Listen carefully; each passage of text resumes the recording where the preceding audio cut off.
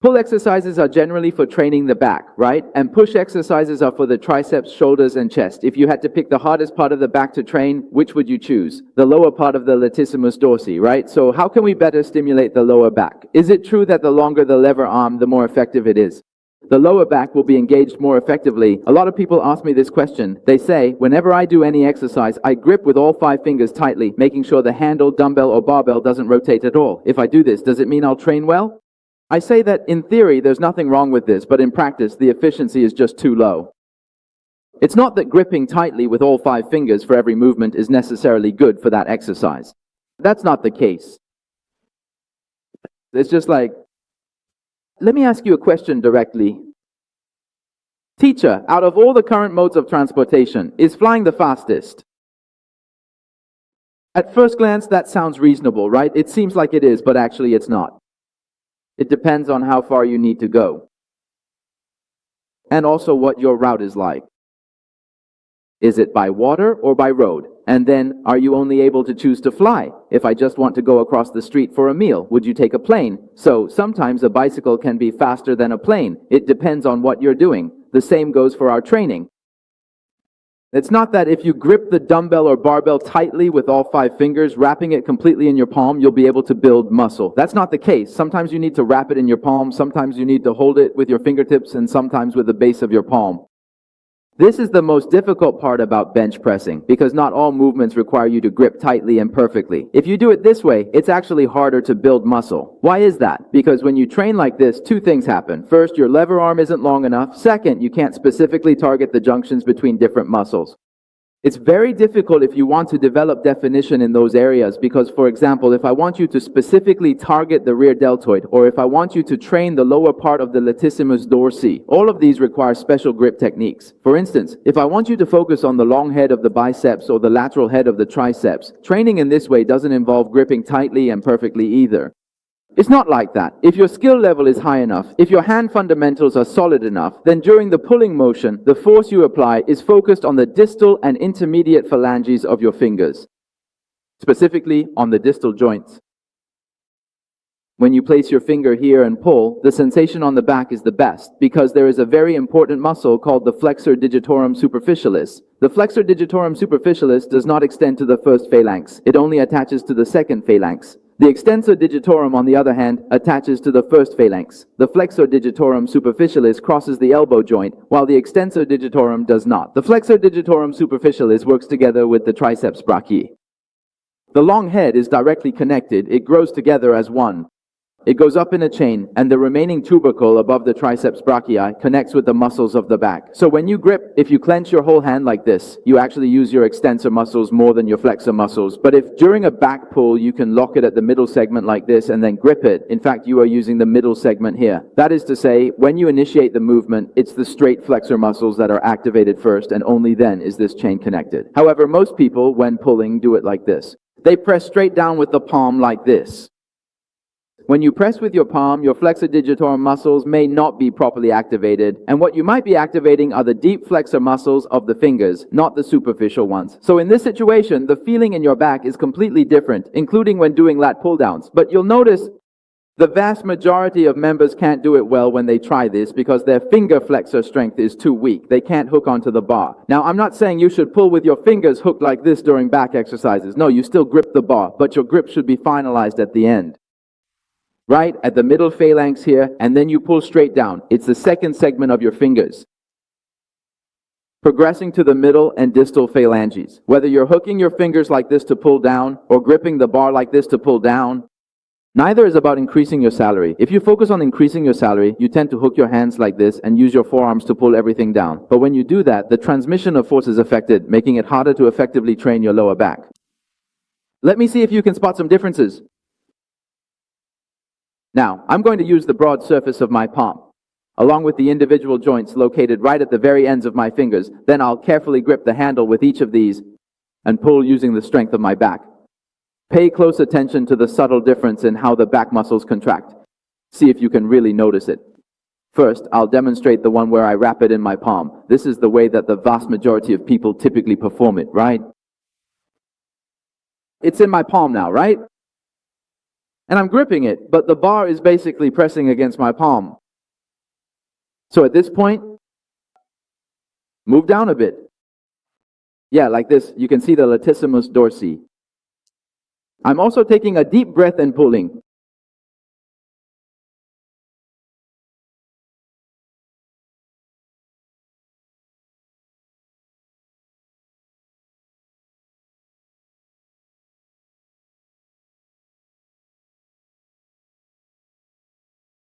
All right, you can see how the lower part of the lats contracts and how the thoracolumbar fascia moves because the range of motion isn't quite long enough. Next, I'll hook it on the ends of my fingers. When you use the ends of your fingers, there's a trick. Our fingers aren't all the same length, right? This way, they're all the same length. Yeah, now they're all the same length, so the ends come together. Right? Now all the fingertips are together. See? That means the handle is also slanted because your fingertips are at different heights. So I end up holding it at an angle as well. After learning this, when I grip it like this again, I lock it in the middle. So in this way, my whole pattern is pulling. But if I press it into my palm, what is my pattern actually? It's somewhere between pulling and pushing. I'm both pulling and pushing. In most cases, pushing involves the muscles used for pressing. For example, when I press down with my triceps or when I push toward the ground, basically whenever you use pressing force, it's mainly those muscles at work. You're using pushing force, so why would you use pushing force when training your back? Training your back is more about pulling force, so you shouldn't turn a pulling movement into a pushing one. The more you press downward, in other words, the more the handle is forced downward, the more likely you are to use a pushing force pattern, because pushing always happens below. That's why many people like to use their palms, because at the very start, it's a pull. Then, when the bar comes down to a certain point, you can start using downward pressing force.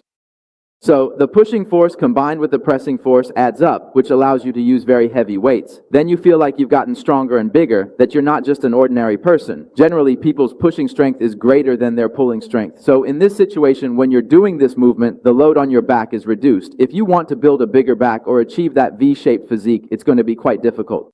But if you hang the weight in the middle of your fingers, it's very hard to use pushing force because you can't push here. You can only pull. For example, even if you've never exercised or trained before, when you go to the supermarket or the market to buy groceries and you carry the bags like this, hooked on your fingers, the bags pull downward and you lift upward. That's a pulling force, right? That's exactly the kind of force we're talking about. So it's very difficult to use pushing force in this position because as long as there's a heavy object here, when it's hanging here, your body's natural reflex is to activate the flexor digitorum profundus because this is the insertion point of the flexor digitorum profundus.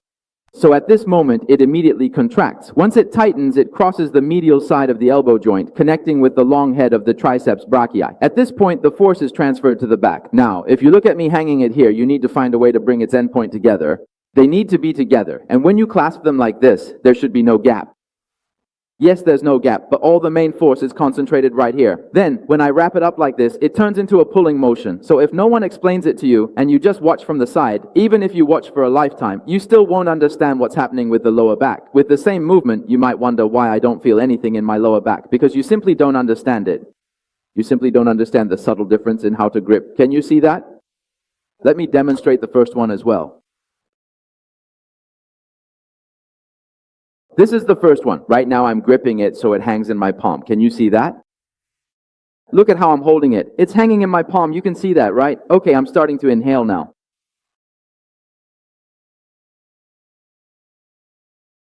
See, all the way to here, I'm always pulling, and when I get to this point, I can switch to pressing, right? Once I get to this point, I can switch to pressing down. And for pressing, I use the strength of my triceps, plus the weight of my body to push down. So at this moment, the force from my back is already released, because only when I grip it here is it convenient for me to press. Therefore, once you break the movement here, when you try to pull again later, you can't connect the motion anymore. This is why your back doesn't get bigger, because at first you start the movement with your back, then back, and then it switches to triceps and body weight. When you try to use your back again at the end, it doesn't work anymore. The connection has already been broken in the middle, so you can't link it together. That's how I do the movement quickly.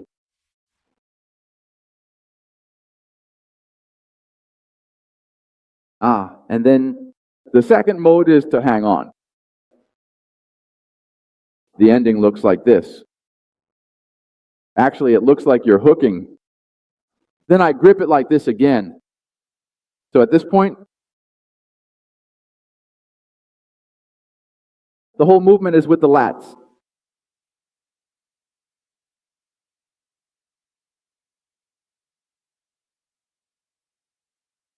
Can you see the difference? The entire contour of the latissimus dorsi from the upper to the lower back is engaged throughout the whole movement. So it's just this little difference.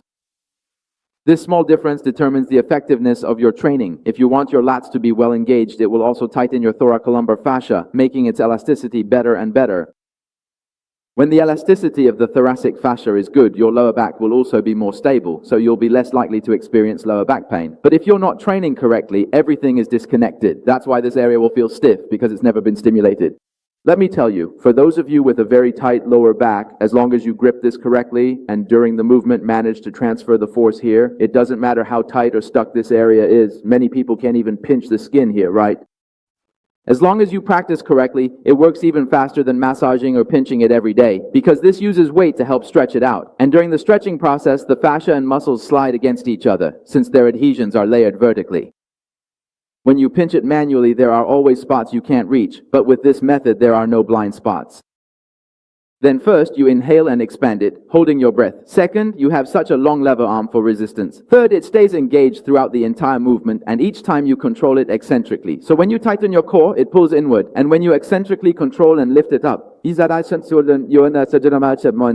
it moves upward. So there's a force pulling inward and a force sliding upward, and that's how they can be separated. If you do it this way, issues like lumbar muscle strain or fascial adhesions here won't exist as long as you do it correctly. These problems will improve very quickly. So, when many members do these movements, their biggest feeling after finishing is, wow, I feel so relaxed, so comfortable. After practicing, many people who don't know how to train just feel tired. But when you really do it right, you feel clear-headed. That's the biggest difference with stretching. So, when you stretch, let me tell you something else. The flexor muscle passes through the middle of the superficial flexor muscle. In other words, the superficial flexor needs to be tightened first. It's like drilling a tunnel. It needs to be tightened first, and only then will the tunnel be stable enough for your deep flexor muscles to exert force. The superficial flexor determines the strength of the deep flexor. If your deep flexor activates first and your superficial flexor hasn't been awakened, you won't be able to grip tightly. So the theory you've heard before, that the deep muscle contracts first and then the superficial muscle contracts, is not correct. For the hand, this is wrong. For the foot, this theory is also wrong.